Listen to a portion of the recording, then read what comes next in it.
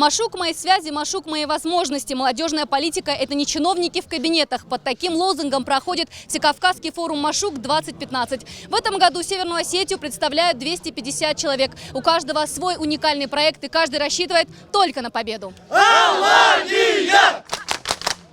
Алина Байсангурова не первый раз приезжает на форум. Сначала это была разведка обстановки. В этом году девушка привезла на Машук серьезный проект, который направлен на социализацию пожилых людей. Так Алина хочет укрепить связь поколений. Мы хотим собрать группу молодежи, группу стариков.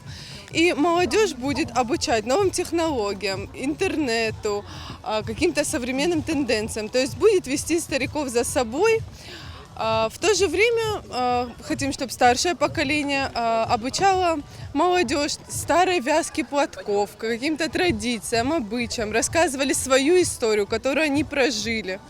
Поддержать североостинскую молодежь на Машук приехал в Рио главы республики. Тамерлана Гузарова приветствуют громкими аплодисментами. Первым делом Тамерлан Гузаров заходит в шатер нашей делегации. Здесь его встречают песней.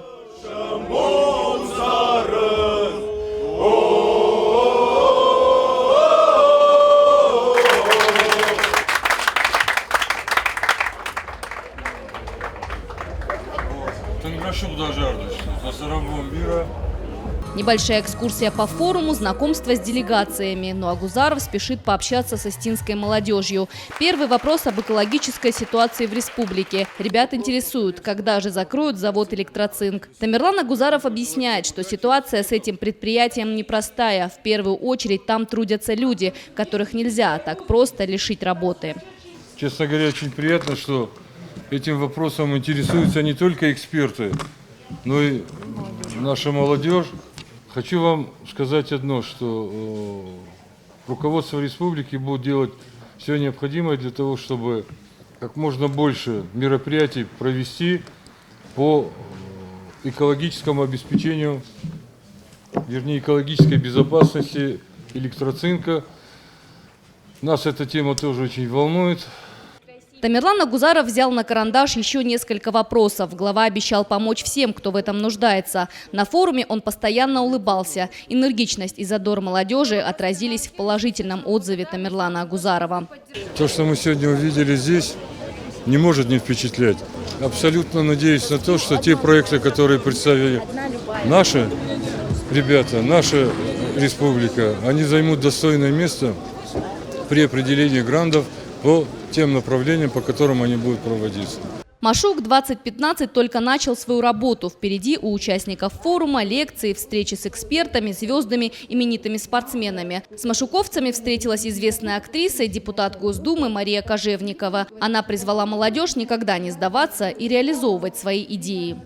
Тут показывают еще помимо общения, помимо того каких-то перспектив, диалогов по поводу этого, но еще есть наглядный пример того, что уже сделано в прошлом году. Вот это, кстати, очень важная вещь, которая на других форумах как-то, знаете, стараются так обходить стороной, а самый важный результат вообще для чего это все. Форум Машук уже 6-й раз открывает двери для активной и думающей молодежи. Ребята приезжают со своими проектами и надеются на их финансирование. Размер грантов в этом году для физических лиц 300 и 500 тысяч, для НКО 2,5 миллиона рублей. Непосредственно проектов, представленных здесь от нашей республики, они на самом деле сегодня их очень много. Их порядка 125 проектов в общей сложности, так как некоторые проекты защищаются командно, где 4, 5, 6 человек защищают один проект, и это тоже есть хорошо. Такой проект, если утвердят и ребята, дай бог, его хорошо защитят, они будут вознаграждены. Деньги на поддержку идей солидные, а значит и подход к защите и реализации не менее серьезный. В этом году защищать свои проекты будут публично. Никаких конвейеров, где эксперты единолично оценивают проекты. Такой подход, по словам дирекции форума, позволит разглядеть наиболее перспективные идеи, а также отсеять тех людей, которые хотят просто подзаработать. Елена Черенкова, Михаил Безуглов, Осетия ТВ.